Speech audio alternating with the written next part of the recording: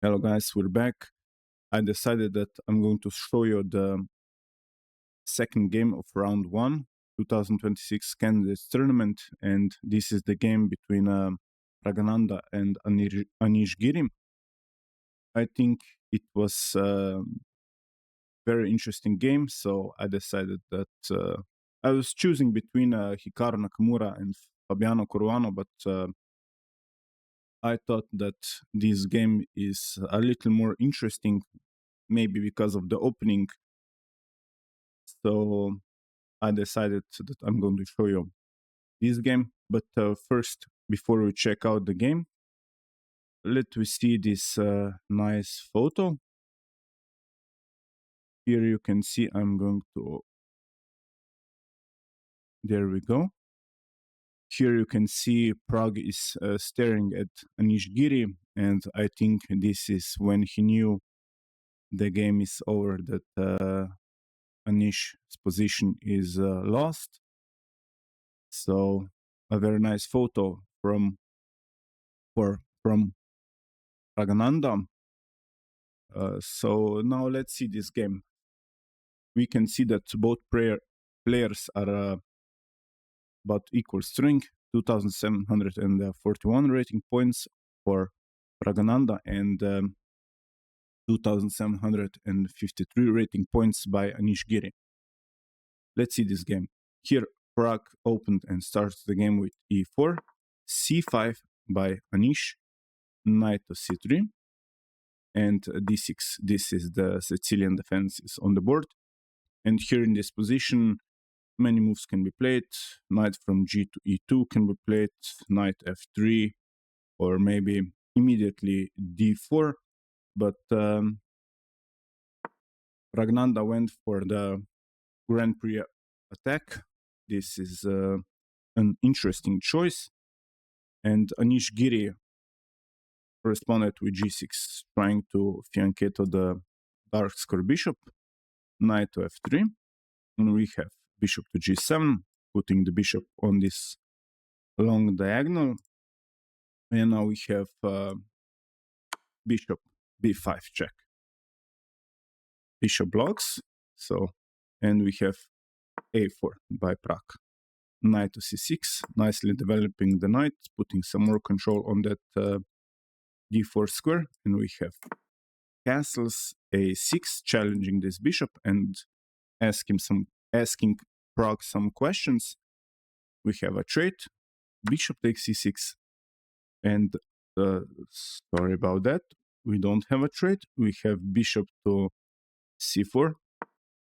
I don't know what I was looking. We have bishop to c4, and now e6, a nice move by Anish. You need to secure this weak f7 square, and d3, closing the structure. Knight from g to e7, and here this is already the first critical position. You can see that both players have the same time on the clock. Anish is a little more faster than Pragg, so Pragg here played f5. And here we can already see some problems. Anish thought for a bit, and he took with the e-pawn, which is the correct decision. And now the best move by Pragg, by the engine, queen to e1. This is considered the best move. And here I'm going to show you one line which is very interesting. Here Anish should continue with knight b4. And here the idea is to fork the queen and the rook. And we would see something like this would be a very interesting line. Knight g5, you go after this weak f7 pawn, but you don't care. You capture the pawn. And now bishop takes the pawn. King needs to move, only square, the f8. Queen d1, attacking this knight, but knight needs to take the rook. No other move is possible. And we have we have e takes on f5, knight takes on f5, and g4 attacking this knight, trying to dislodge it to secure that d4 square. But we would see at Zwischenzug, bishop to d4 check, king needs to move, king h1, and now bishop c6 check. Hopefully you have this light square bishop, otherwise you would get checkmated. Bishop goes back to d5, and now queen to d7, nicely securing the bishop.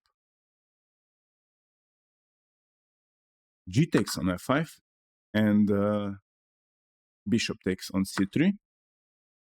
F takes on g6 with check, rook nicely delivers check, king goes to g7, only move, and now you need to, this is the critical position, the position is about equal for both players. Here, I know you're looking at rook takes f7, but the best move is to take the bishop. And now the point is, if queen takes, queen delivers check, you go knight e4, you block the check, and now h takes on g6, and b takes on c3. And at the end of the position, this knight will fall. This position is described as equal, but now if I go back here in this position, in this position, if you're thinking about giving a check with the rook and taking the queen, black would happily accept the rook. And now if you take with the knight, you're getting destroyed with bishop takes on d5. So there are a lot of threats and poison in this position. This was a very interesting line that I really wanted to show you. Here I checked, and this move was not looking so good to my eyes, but it's evaluated as the third best move. Here, I think I would continue with h6. This would be probably my main choice, but who am I to talk? Anish went for the bishop to e6, and now we have e takes on f5, g takes on f5, the best move, and bishop takes on e6, f takes, and now queen takes on e6. So as we can see, black has problems castling his king and getting his king out of the way. The queen is nicely eyeing those light squares, and this pawn is a weakness. It's backwards pawn. Black needs to get that d4 in. So let's see how Anish does it. He starts with queen to d7, trying to trade off queens, and Anish would fight on.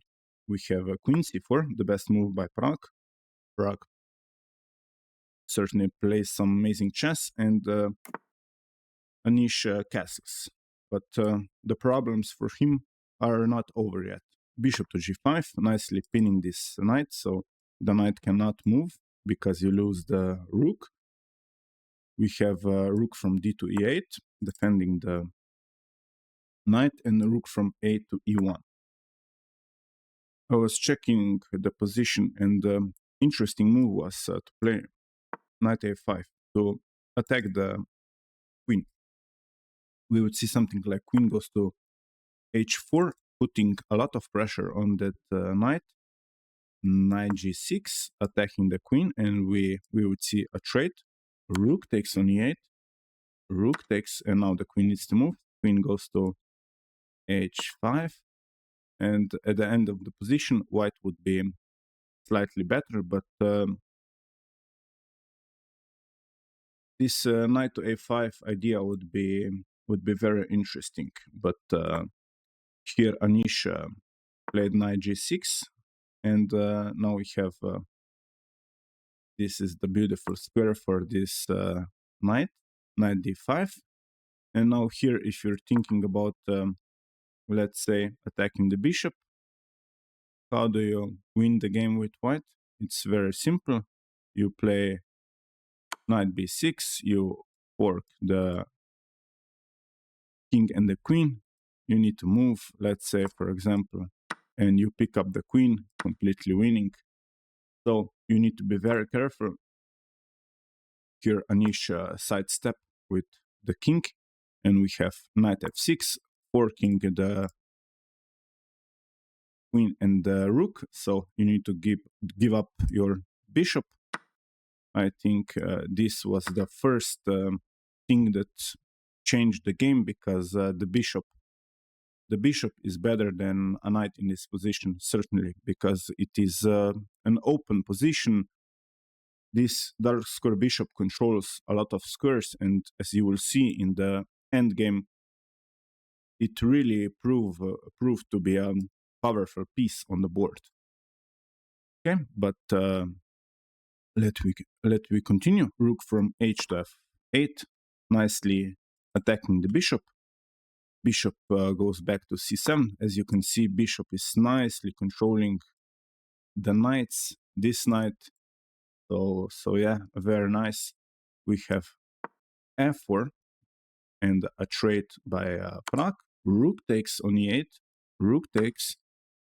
Anish Giri is controlling the only open file on the board, but Pragg doesn't care. He challenged the e8 rook because he knows he's got a winning endgame. Rook f8, Anish declining the trade, and now queen to e6, putting some pressure on the black's position. This pawn is weak, so here Pragg wants to get a rook in the game to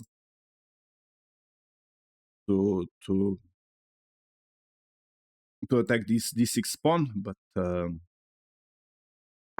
Anish continues with king c7 and knight to g5. Nice attacking move. King goes to d7, attacking the rook, and now rook e4, putting some pressure on that pawn, and now rook f5. Here, this is if Anish wanted to fight on. I'm going to show you now the line. But what do you think? What would you play in this position if you were black? You need to find d5. This is the right and best decision. And we would see something like rook goes to e2 and d4.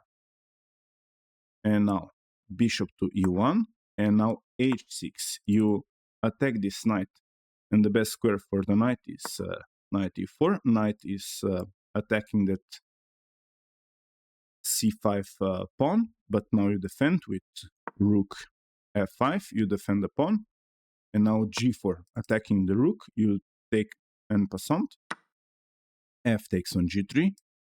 H takes on g3, you defend the pawn with b6, so this pawn is nicely defended. But now as white you play rook h2, you put some pressure on this h6 pawn, and h5, pushing the pawn, but you don't care because here you have a fork, you just collect the pawn. Rook takes, knight delivers fork, and king goes to e6, and you pick up the rook. But if you look closely this position, this would be the best possible continuation for Anish to fight. The evaluation is about equal for both players, so I think this would be the best line. He unfortunately played rook to f5, which is not a mistake. And here Pragg continued with capture fast. He took the pawn, and now we have d5, but now it's completely different. rook goes to e2, and now d4. You challenge the bishop. Bishop goes to e1. If you look at this position, you lost your h pawn, and this is the critical. This is something different from the position I I just covered. And now knight from c to e5, rook e4, and knight g4, trying to get knight to that annoying e3 square, h3, attacking the knight, knight e3, and now c3. And here, this is second inaccuracy. Here, Anish needed to take this pawn. D takes on c3. We would see something like b takes on c3, and king goes down the board to d6. Rook e8. King attacks the rook. Rook e4, and king d6 and c4. We would see something like this, but unfortunately, he played knight to d5. This is an inaccuracy, and h4 was played by Pragg. B takes on c3, b takes on c3, and now rook to h5, putting some pressure on that pawn, and now knight g5 by Pragg. This is the last mistake in the game, which cost Anish Giri the game. Here Anish played knight to f6, which is a mistake. The line which would still hold the game was to play b5. We would see something like the best possible continuation for Pragg would be to play c4, trying to attack this knight. Knight jumps to b4 square, and c takes on b5, a takes on b5, and now you take this knight with the bishop, c takes on b4, and rook delivers first with check, king goes to c8, and a takes on b5. Knight takes on h4, and now knight to e4. And as you can see, if you look at this position, white is better. Both players have a passed pawn, but this pawn is going to fall, and this pawn is going to fall when the knight moves. This is clearly a better position for white. White would be pushing, but it would be still better than what Anish played. Anish played, unfortunately, knight to f6, which is a losing move. And here I'm going to ask you, take a couple of seconds or a couple of minutes, what would you play with the white pieces? The best move, the best continuation is to attack both knights, because they are awkwardly played. And here Anish took the knight, Pragg took the knight, and now rook g4, trying to attack this pawn, but this is the main problem. The pawn is marching forward. This pawn is going to promote. h5, attacking the knight, knight e5, h6, knight f3 check. You can't take because the pawn is pinned, so king to f1 was played. Anish took the bishop. Queen takes the knight, and rook takes the pawn. Rook takes on f4, and putting the rook behind the passed pawn. Rook h2, but you need to defend this important pawn. Rook goes back to f6, and rook h3, attacking the d3 pawn, but you defend with Pragg defends with king to d2. Rook delivers check, king e3. I think the photo which I show in the opening,